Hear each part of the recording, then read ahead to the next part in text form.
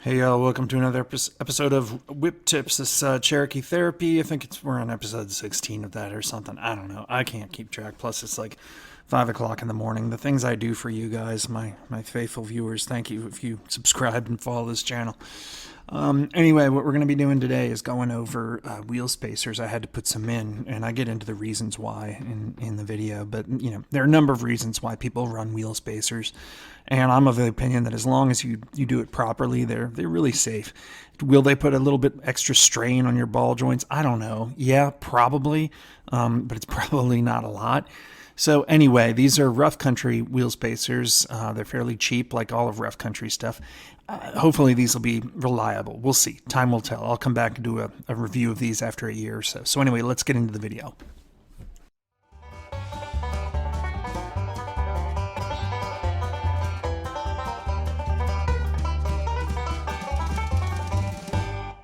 All right, so welcome to another episode of Cherokee Therapy. What we're going to be doing today is installing some rough country 1.5-inch spacers. And, these spacers are basically, people put them in for a number of different reasons. I myself have to put them in because the back of my wheel here is basically when I do a tight turn, and in this case, I'm on the passenger wheel here.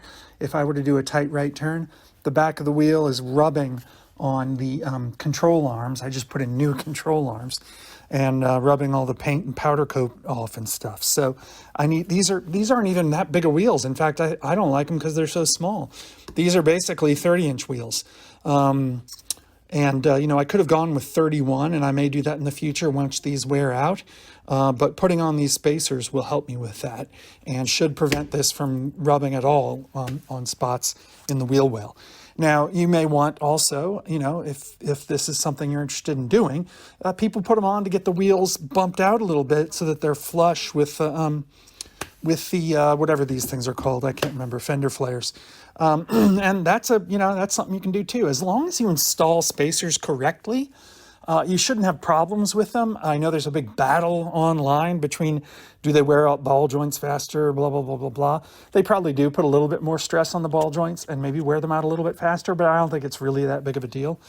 So anyway, I'm going to do them because, like I said, because of the rubbing issues. And then in the future, hopefully I can get some bigger tires on these things. I could have done just tires right now, but that's a lot more expensive and a lot more laborious. You've got to get new tires, new wheels, all that kind of stuff. And I just don't have the money. I think I got 2 sets of rough country spacers for total $200. Now, I'll say this. I'm not a fan of rough country. I really thought about this long and hard, looked at reviews, and these seem to be okay, but definitely I'm going to keep an eye on them, and I will let you know later on. I'll give a review of how they actually work. But the first thing we're going to do is we're going to jack up under the pumpkin in the front here. We're going to jack up the car. We're going to put a jack stand under the frame to support this side, or under the axle to support this side of the car. We're going to remove the wheel. Before we actually jack up, I'm going to break these free. I'm going to break these lug nuts free. Then I'm going to jack up, put the jack stand in.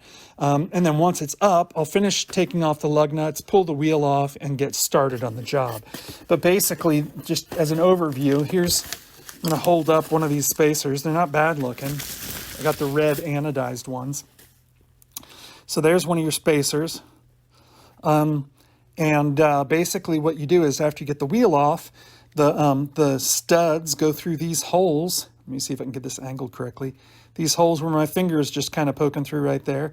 And then you take these lug nuts off, the studs they're on right now, and you use them to tighten them up. We put a little bit of Loctite in there to make sure they stay. And then these studs right here that are on the spacers themselves, those go through the wheel, and you bolt the wheel to those studs with these lug nuts here. So, and then you basically do that to all 4 wheels. I'm only going to show you this wheel, but that's essentially the process. And then after I've driven 50 to 100 miles, I'll have to read the instructions. I'm going to basically take the wheels off and check the torque and make sure everything's still good, which I hope it will be. And then you're pretty much safe from there. So anyway, let's go ahead and get started by cracking open these lug nuts. So I think my lug nuts are 19s. Yeah, they are. I'm going to try it with my normal Actually, no, I'm gonna do something I probably shouldn't. I'm gonna use my my torque wrench to break these free, just because I've got that close by. So.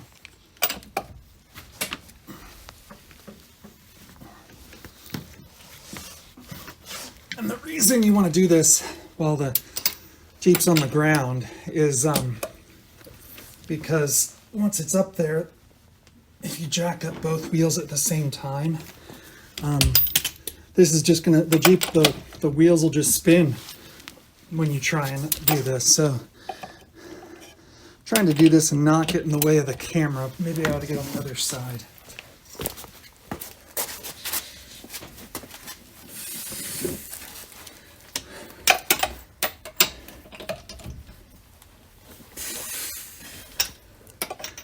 I can't remember which I've done and which I haven't done.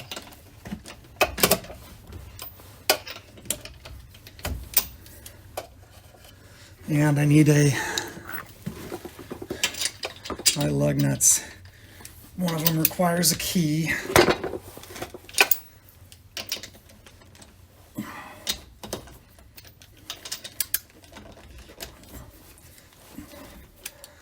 right.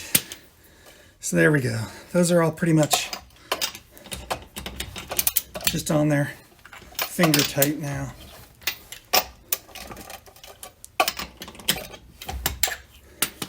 Now I'll jack her up.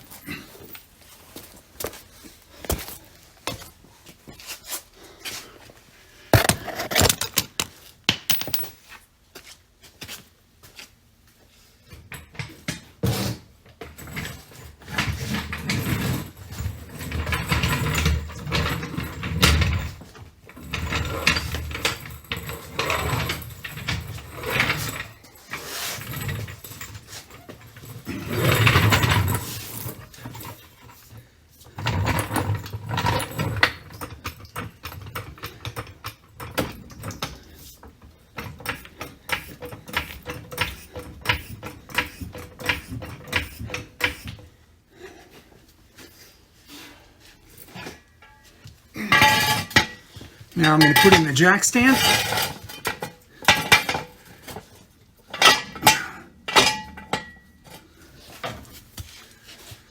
Let her down gently.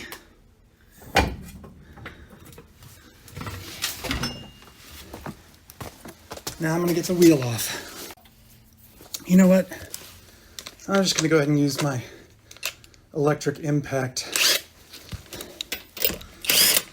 Speed this up.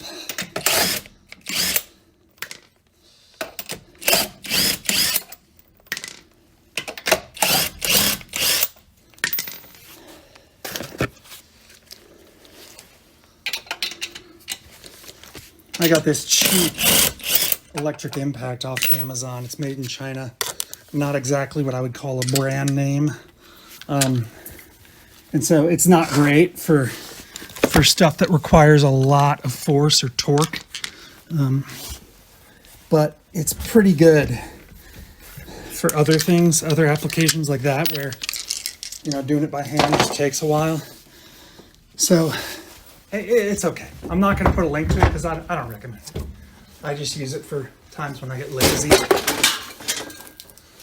Someday I'll hopefully get one that is, you know, got a lot of power, like a Milwaukee or something like that.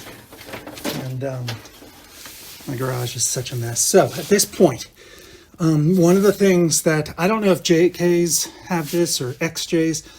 One thing I forgot to mention is my Jeep is an XJ. It's a 2000 XJ four-wheel drive with the 4.0 liter engine.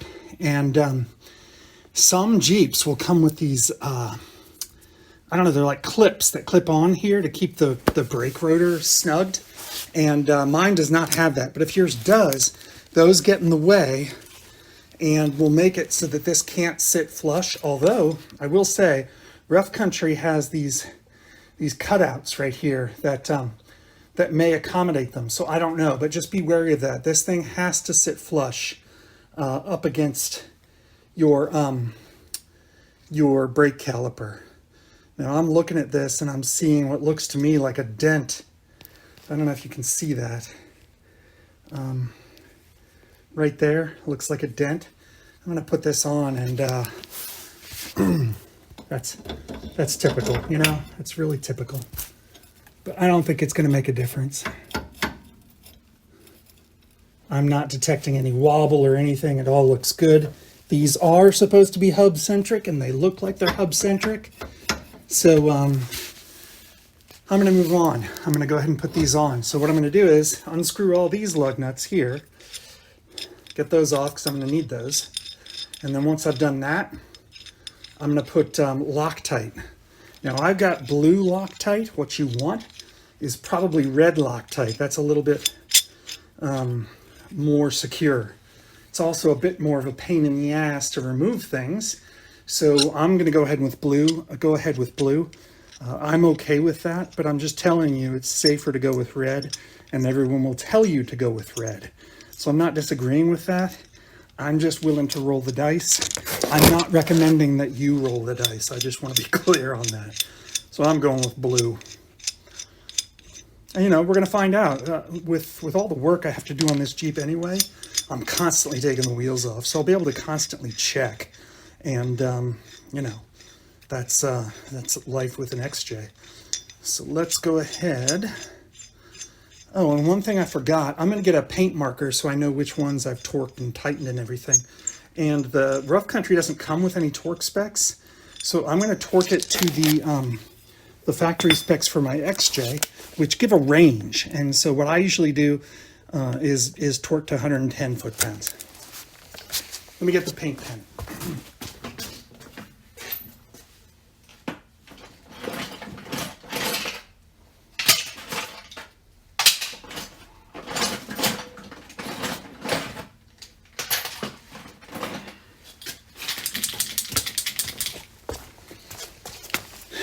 All right, let's put some Loctite on.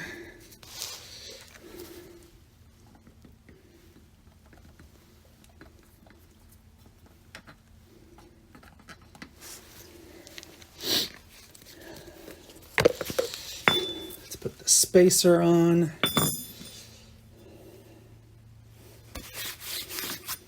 Make sure the back is clean and doesn't have any grit, so it's as snug as possible.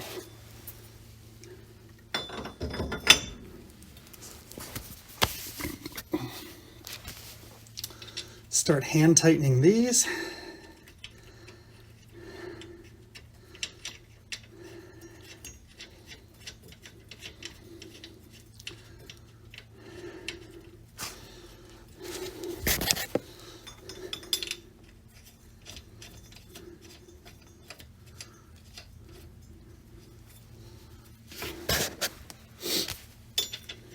Now, I did not see this in the instructions, but I'm going to assume it's the case where once I get these things hand tightened to the point where then I'm going to start torquing them, I'm assuming that you do it the same way you would any lug nut, which is the star pattern, right?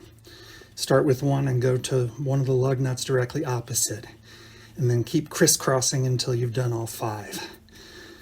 And even though I said this in the beginning, I want to repeat it. Everything on this Jeep is stock, pretty much. So this stud pattern and everything is the stock stud pattern that came with the Jeep. And when you get spacers like this, you have to be careful and make sure you get the same bolt pattern that's going to fit your wheels and everything else. So I can't remember off the top of my head what the stock bolt pattern is for a 2000 XJ. But just be aware that that's an issue, and you're going to need to do the same thing and make sure you get the right bolt pattern if and when you ever decide to go with spacers. Now, what I'm going to do here is just use my socket end to finish hand tightening these because I can't fit my finger in there.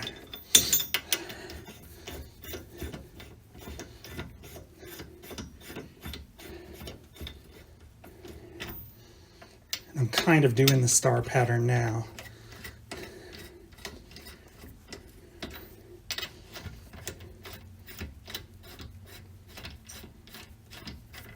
All right, next we are gonna set the torque wrench to 110 foot-pounds and finish this off.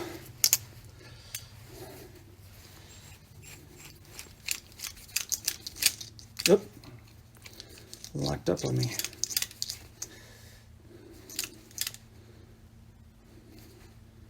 So I'm setting this to 110.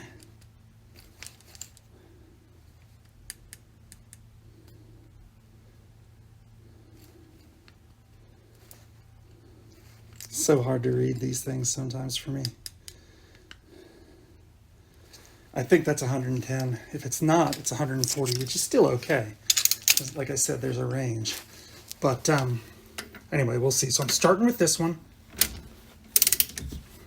Oh, forgot an important part. See how it's spinning there? There's a fix for that.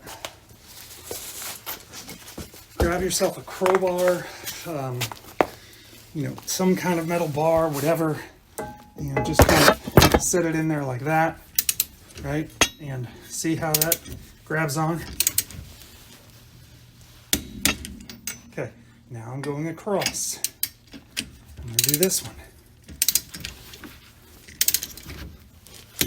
Before I forget, because I'm going to have to spin this, I am going to mark the fact that I've done that bolt.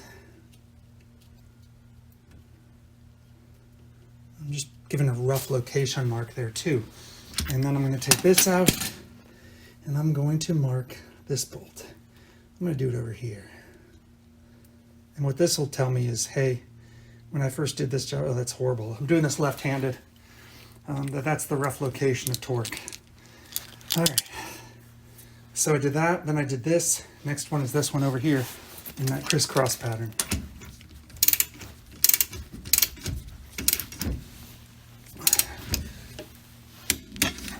Okay, mark it.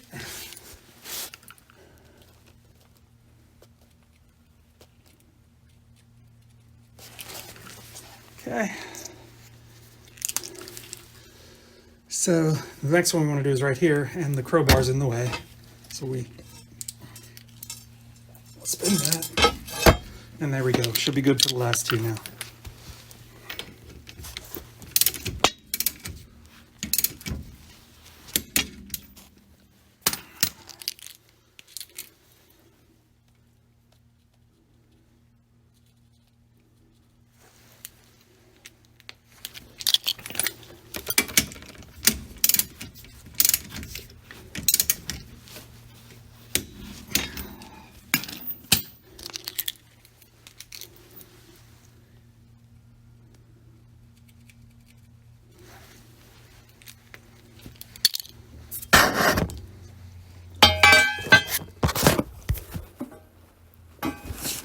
All right, so that's it. It is literally that easy. You do that for all four wheels, okay? And at this point, what you do is you put the wheel back on, put the lug nuts back on the wheel on these studs now that are rough country studs. God help me, I hope they last. And hand tighten them. Then you jack the front end back up, pull your jack stand out, lower it back down onto the wheel. Then you torque your lug nuts back down, and you're done. I will go ahead and do all that now off camera, and then I'll come back and I will show you what it looks like looking front on. All right, so this doesn't really do it justice. You can't necessarily see from this angle. I don't know, maybe it'll look better after I do post-production, but I like it. I mean, those things, it sticks out a heck of a lot more than it did before. So again, this is the passenger side, 1.5 inch spacer. Let me go over to the driver's side, which I haven't done yet. And you can see the difference, right? I mean, the driver's side doesn't even really poke out from underneath what's left of the the frame, not the frame. What's wrong with my head? The fender flares. Because I deleted my fender flares. I just didn't like them. And plus I was worried about rust. So anyway, I so far looks wise, I really do like this. But time will tell. When I was lowering the car back onto its wheels, there was a big kind of bang in the axle area around the passenger side tire. So I jacked it up again and pulled the tire off to inspect. And I don't think there's anything wrong with the rough country spacer. I think what happened was I didn't hand tighten down enough the outer lug nuts, these lug nuts here, you know, that you can see on the wheel outside right there. I didn't tighten those down enough, and so I think the wheel itself shifted a bit and caused that bang. That's what I'm hoping, because if it's not, then my front wheels are going to come off and I could die a horrible death. But anyway, I like these so far. Keep posted. I'll be doing checkup reviews on these throughout the year. But anyway, so far so good. Like, subscribe, Doc out. Oh, you made it to the end. That's awesome. Listen, I'm Doc. I'm the one who's, the voice behind these videos. And I really appreciate you taking the time to actually watch the whole thing. That's fantastic. If you've got time, if you want to, if you like the video, hit like and subscribe. I really appreciate it. Don't forget to hit the bell button so you get notified of new videos when I put them up. I'm going to try and do one a week. And I'm going to do a bunch of Instagram stuff, so make sure you follow me there and on Twitter. Instagram's going to be the shorter stuff. I don't have any merchandise yet. I'm planning to as the channel grows. If I succeed, I'll get some merch. For now, if you really want to help me in another way, you like these videos enough, I'm going to put links to my books in the description of the video. I'm a science fiction author in my spare time as well, so I'm juggling a lot of balls. But anyway, I really appreciate it. Hope you enjoyed the video, and I'll see you at the next one. Hey, do me a favor and turn this junk off. I don't know how to deal with tech.